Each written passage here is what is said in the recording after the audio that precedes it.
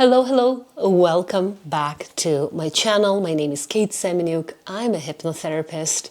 I love to work with the subconscious mind.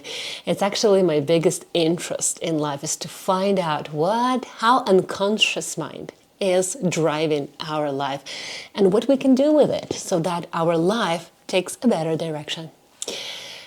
And today's topic is the topic that I don't think I've ever seen a client yet who doesn't have a feeling of guilt, who doesn't have that strong, all-consuming guilt, either in the background or actually very evident, showing up in eating disorders, showing up in self-punishment, showing up in struggles in life, and you name it, depression, all-consuming guilt.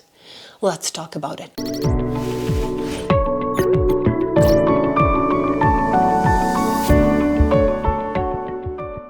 Feeling of guilt. First of all, before we go deeper into the roots and causes and what to do with guilt, we need to define that guilt is a social feeling. It's the feeling that was formed when we started to interact with human beings, with other human beings, like our parents, for example, caregivers, siblings. It's not the inborn feeling that, for example, we are born with this set of emotions: wonder, love, curiosity, interest, sadness, anger, disgust. Guilt is something that is imposed during different stages in our life. And by the way, depending on the stage where you form the guilt, that's what triggers you're going to have in life. So, for example, if I said something, right, express my opinion, and then I sit at home for hours and overthink these conversations, did I say something wrong? It means that at some point in your life, maybe between the age of 6 and 9, we formed the right to express and to stand up for our opinion. If that right was suppressed, denied, rejected, abused, then we believe that we don't have the right to stand up for ourselves. We don't have the right to stand up for what we think is legit for us, for example. And so in that case, if you express your opinions, you might overthink that. Oh, did I hurt them? Oh, what did they think about me? The same with other triggers. If you feel like you have been a burden to someone, you are in a relationship and you feel like my husband is making all the money now and I feel like I'm a burden and I feel this guilt that I'm not contributing to the family, there could be a trigger. There could be the right to be, just the right to be that is formed very early in life, in the first years of our existence on this earth. And so different types of guilt or different triggers for guilt will be formed in different stages of your life. Some people will feel the guilt towards past actions and decisions. Some people will feel guilt in conversations, whether they said something wrong. Usually guilt is connected to one simple mindset: black or white, good or bad. In our mind, the world is divided into being good and being bad. If I'm good, then I deserve to exist, I deserve to be here, I deserve to have success, I deserve pleasure, I deserve joy and happiness.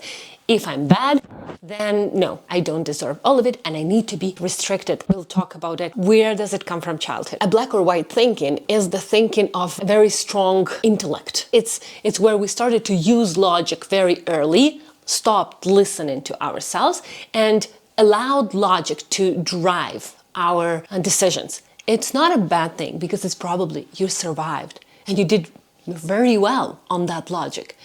But at some point we disconnect from our emotional part as well. And emotions are the messages of intuition. When you have an intuition that is telling you something is safe or not safe, something is good, beneficial, that intuition is going to send the signal, right? The intuition is our sense, right?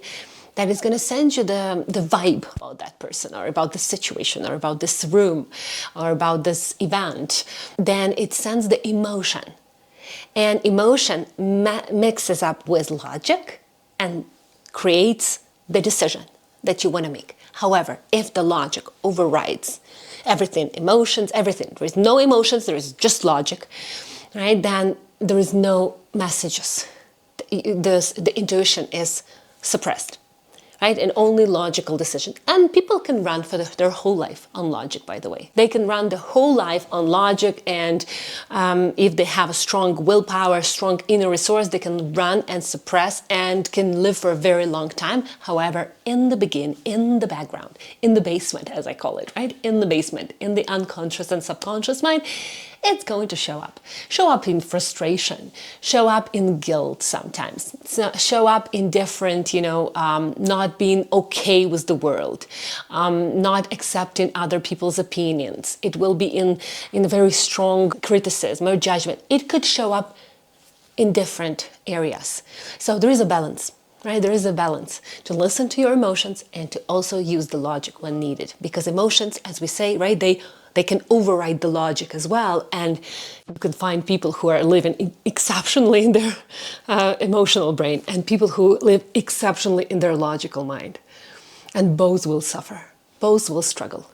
I had a problem, and I still have it, that my emotions override my logic. In the moments where actually my logic needs to work, it needs to work really well. And some moments my logic overrides emotions, and I don't listen to myself and I don't listen to my body. Guilt is a very painful feeling. Guilt is a feeling that people want to avoid, to run away from. It does not depend on what you do. Here's the trick. Guilt is a learned pattern of learned strategy from the past, from the childhood. You cannot just live without guilt until 30 and then finally you have that guilt.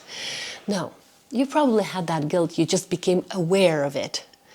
Maybe became more actively aware of it. That could be possible. What happens when we feel guilt? What symptoms and behaviors? The first one is the pleasing and over-apologizing. You will over-apologize in order to draw yourself back to being a good person. So sometimes people over-apologize for the things that they're just regular thing. Open the door, close the door, open the window. Oh, I'm so sorry, I'm so sorry. You can bump into someone and I'm so sorry, right? Say, oh, pardon me, or I apologize for pushing you. It was accidentally, but not like, oh, I'm so sorry, this was me.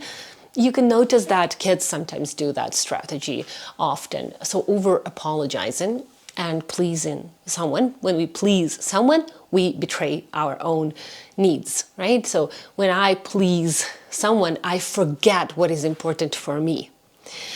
Pleasing is not meeting someone else's needs. This is different. When I, for example, in a relationship, and we both have needs, me and my partner, right? Meeting someone else's needs is I want it. It brings me joy. It brings me happiness. I'm not over-exhausting myself. I do meet my own needs, and I have the ability and I have the inner resource to meet someone else's needs. And we even had the conversation with my husband about that, right? What does that mean to meet each other's needs?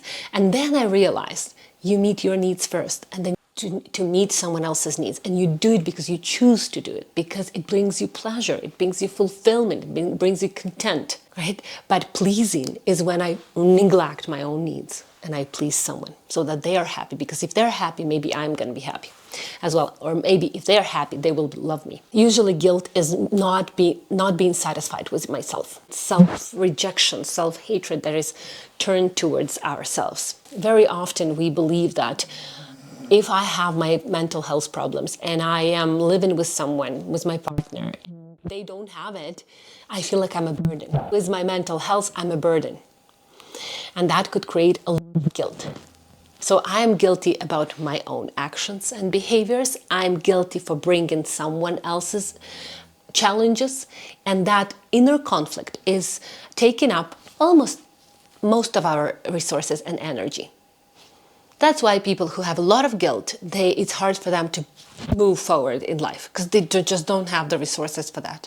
All the resources going into functioning, servicing these emotions: guilt, self-blame, shame, self-criticism, anxiety, fears. Energy is going there.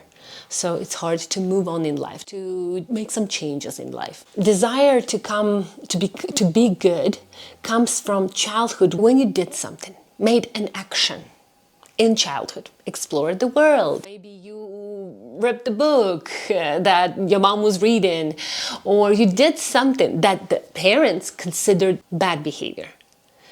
And so they go and they punish us.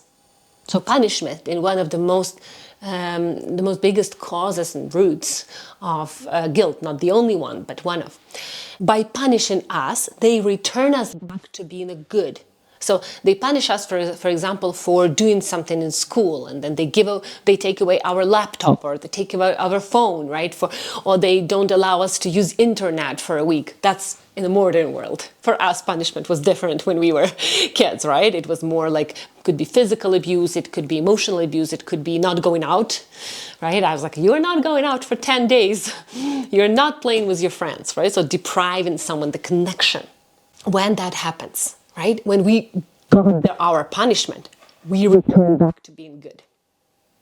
You see? So when you feel guilt, when you are binging, or you are drinking, or you're smoking, you feel guilt, you are excusing yourself to go back to being good. I hope that makes sense. So when a child is being punished, what happens after they've been punished? The parents feel guilt, and they're like, oh, okay, you're good now, you're good now. You can have your laptop, you can have your internet, you can have your phone, you can have your Xbox. Right now you're good. You see, the child remembers that strategy. If I did something bad, I need to be punished, and then I will return back to good. The same happens with, drinking, for example, smoking, right? I do something that I consider bad, then I feel guilt, punishment in itself, because it's a very uncomfortable feeling. So I return myself back to feeling good, and I do that action over and over again. So guilt justifies not taking consequences for our actions. If I, for example, smoke, and I smoked, and I was like, okay, what are the consequences for my health? It's probably going to be some kind of maybe cancer could be in the future, or it could be some physical symptoms, or it could be that I will be out of breath and not being able to hike and exercise, and I'm going to gain weight, whatever it is. Okay, I don't want those consequences. I'm taking full responsibility that if I smoke, I get these consequences, and I love my body, so I don't want those consequences. So I'm not going to smoke. I'm not feeling guilt. I'm taking full responsibility for the consequences of my actions. And guilt is drawing us back towards to being good. I did something bad, but I just punished myself with guilt. I'm going to do it again. You see, guilt is what draws back into the vicious cycle. If you have any vicious cycle of behavior, OCD, addictions, shopping, whatever, guilt is what brings it back in. Guilt is an excuse not to take responsibility for your actions. We believe we do. We believe if I feel so much guilt, I take full responsibility for what I did. No, you didn't.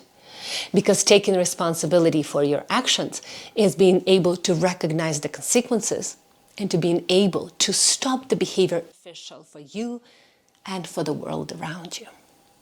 Beneficial, not good or bad, beneficial.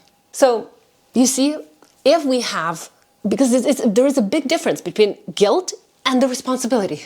I have a friend who really gets really triggered by recognizing their old past actions, because they believe that if they recognize their past actions, they're going to feel so much guilt, and they don't want to feel guilt, which they still do, but it's a hidden feeling. So they don't take responsibility. They don't want to take responsibility. It's better to be in the victim role. So action, whatever action it is, maybe it's a beneficial action or not. Action, if you take consequences, recognize consequences, you take responsibility, you change the behavior. If you have action, then comes guilt, right, for that action. Guilt, self-punishment. Whatever you do, you might drift back to that same pattern, or you might guilt yourself and depriving yourself of food if we're talking about, for example, eating disorders or binge and bulimia, right? We are depriving ourselves. We punish ourselves again. And then it comes to same decision and no consequences. So that's the difference. The difference, what do you do after that action? Are you recognizing the consequences and you start to compensate for what can I do now? How can I do things differently now? But guilt is actually bringing us back, justifying our actions. Because now I felt really bad about it. And I over-apologized to myself and to everyone else. And now I can do it again. So it brings us to the same action. There are a couple types of guilt. There is a direct guilt. Direct guilt is that you actually did hurt someone. Physically, emotionally, any type, physical, emotional, sexually. It could be some people feel lots of guilt for in their previous years or previous decades. Recognizing that you did it, admitting that you did it, and admitting it to someone that you did. For example, if I did mess up some of my child's beliefs about the world, I go to her. I don't ask for forgiveness. I don't ask for anything. I just say, hey, I mess up. And how can we do it differently? How can I compensate now? I admit that I did hurt you. Whatever the excuses it is, the best based on my experience. I was upset.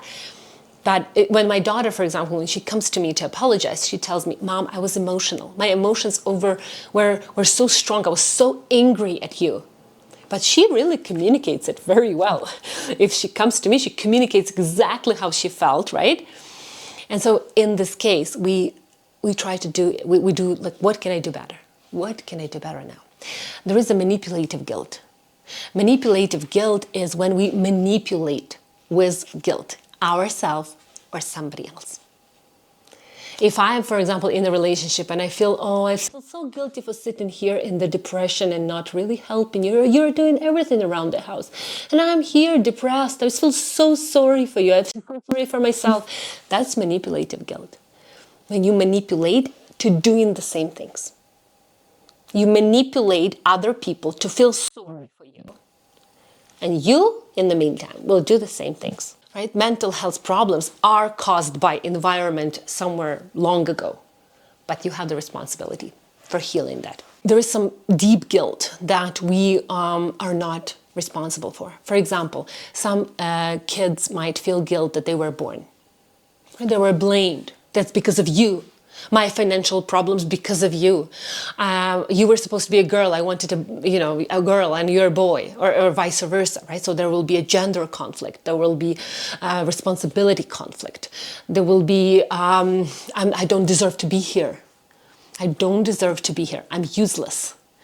Right? So this is the guilt that you need to really accept that that's not your fault. I cannot give you any other advice, but just this. In the guilt that was imposed by our caregivers or someone in our childhood that we didn't have any other option. The best way is to just accept that's not my fault. So I'll give you an example. A client comes to me and they say that I feel so much guilt, I feel dirty, I feel disgusted because I was sexually abused. And now I believe that it's all my fault. I was 12, but it was my fault. I cannot just release that shame and guilt. And I say, okay, I'll give you a little imagination scenario. You're having 100 incredibly beautiful kids in a room between 10 and 12 that had the same experiences you had. Would you put a guilt on them? Is that their fault? And the client, no, of course. Like, no. I was like, then why do you think you are to blame yourself? What makes you think that these kids, they don't deserve guilt, even though they had the same experience as you, but you are looking at them and they're amazing, they're lovable, they're good enough, no matter what happened to them. And regarding you, it's no. So here is what happens. And I don't have a pen here, but if I had a pen, I would show you. So let's see, my hands are the end of the stick. One stick is a narcissistic relationship. People who are selfish, for example, who are egoistic, who only think about themselves. And there is another form of narcissistic when we think it's all about it. It's about us. It's our fault. It's also a type of narcissistic abuse, right, towards ourselves. So these 100 kids are okay, even if they were sexually abused, right, and they don't deserve to feel guilty. But I'm special. I am unique, in this way. I deserve guilt. I deserve blame. That's narcissistic. That's selfish as well, in another form. It's just a manifestation of the narcissistic ability is manifested in a different form. If we talk about standard narcissists that we are all over the place on YouTube. But it's another form of it. It's a really hard concept to grasp. But if you have any type of guilt for childhood actions, take 100 of other kids. Would you blame them for doing that? And if you still feel blame towards yourself, you still feel like you need to be punished or you need to feel guilt, then that's selfish. That's selfish in itself. Because you're not different. They had the same experience, the same abuse. And they're lovable and they're good enough. You would say that because you have a kind heart. But towards yourself, you don't have a kind heart, right? That's selfish. That's selfish in itself. So don't be selfish. Just be open to change your beliefs. Be open to change your experiences. So that's what guilt is. There are some guilt that there is some feelings of guilt that you need to just accept that wasn't your fault. I was born here. It wasn't my fault that I was born. If you had parents who blamed you. Because my parents had financial struggles, that wasn't my fault. I'm not responsible as a child for any parents' struggles. Because my parents divorced, that's my fault. Really? Do you think that the children are the reason for the divorce? Then you need to learn more about relationship. And then the guilt will go away. Because as you learn about why people cheat, betray, divorce, and separate, it's not about kids at all. It's about personal needs, personal conflicts, and personal struggles of those two people that happen to be your parents, for example, if you had that guilt. So I hope that video helps you. I'm happy to share this with you. I'm going to share more about guilt, about shame and blame, because they have different colors to these feelings. If you liked it, please comment below what you would love to hear more. I love you all. Be healthy emotionally and physically. Bye.